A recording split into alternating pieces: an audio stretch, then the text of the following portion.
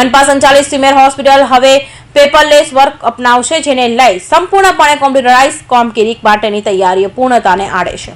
Hospital integrate management system હેઠળ સ્વીમેર હોસ્પિટલને સંપૂર્ણપણે કોમ્પ્યુટરાઇઝ કરવાની તૈયારીઓ પૂર્ણતાને આડે છે, જેથી દર્દીઓને તેમના પરિજનોએ કેસ પેપરથી માંડીને તબીબને તપાસ કરવામાં સમયનો વેડફાટ થશે નહીં। અલગ અલગ ઓપીડીથી લઈ કેસવાળી ડિસ્પેન્સરી વિભાગમાં પણ LED મૂકવામાં આવ્યા છે। આખી સિસ્ટમને લિંક કરવાની કામગીરી પૂરજોશમાં ચાલી રહી છે। જય દ્વારકાધીશ। મને કહેતા ગર્વ થાય છે કે સ્વીમેર હોસ્પિટલ એ મધ્યમ વર્ગ અને ગરીબ વર્ગ માટે આશીર્વાદ સમાન છે અને સુરતની સ્વીમેર હોસ્પિટલ એવી છે કે જે મહાનગરપાલિકા સંચાલિત ગુજરાતમાં ફર્સ્ટ હોસ્પિટલ છે અને આદરણીય વડાપ્રધાનનો પણ ખૂબ આગ્રહ છે કે છેવાડાના લોકો સુધી આરોગ્યલક્ષી સેવા પહોંચવી જોઈએ। આ માટે સ્વીમેર હોસ્પિટલમાં રોજની ડેઇલીની 2002થી શરૂ થયેલી હોસ્પિટલમાં આજની ડેઇલીની 3000 ઓપીડી અને 200 પેશન્ટ ઇન્ડોર હોય છે। એટલે આ દર્દીઓનો મોટા ભાગનો સમય એનો લાઇનમાં ઊભા રહેવામાં, કેસ કઢાવવામાં, દવા લેવામાં, દરેક ઓપીડીમાં જવામાં નીકળી જતો હોય છે। એટલે દર્દીઓને સગાવાલા ખૂબ હેરાન થતા।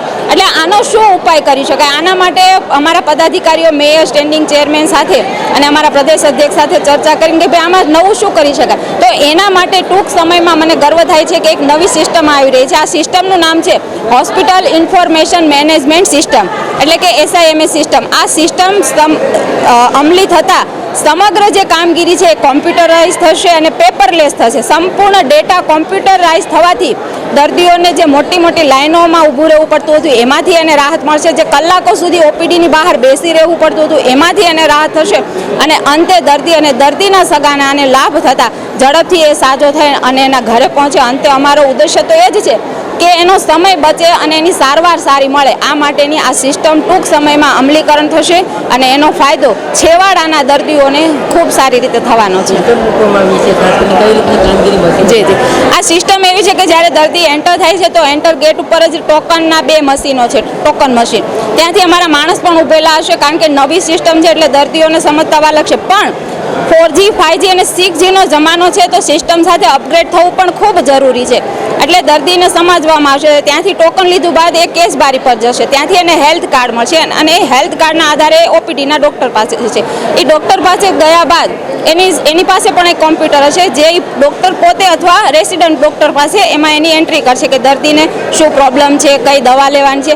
આ સમગ્ર ડેટા એને દવા બારી પર અથવા એને જો એડમિટ થવાનું છે તો ત્યાં એ જગ્યાએ પહોંચી જશે અને એ દર્દી ત્યાં જશે। એટલે આખી સમગ્ર સિસ્ટમ કોમ્પ્યુટરાઇઝ હોવાથી અંતે એનો લાભ દર્દી અને સગાવાલાને થવાનો છે અને ખૂબ સારી આ સિસ્ટમ ટૂંક સમયની અંદર આ સ્વીમેરમાં શરૂ થવાની છે। એટલે આના માટે તો મારા શાસક પક્ષ, અમારા પદાધિકારીઓની એક હંમેશા રહ્યું છે કે દીર્ઘ દ્રષ્ટિ, કુશળ વહીવટ અને ખૂબ સારી કામગીરીના અંતે દર્દીઓને લાભ થાય એ માટેની કામગીરી સ્વીમેર હોસ્પિટલમાં થઈ રહી છે।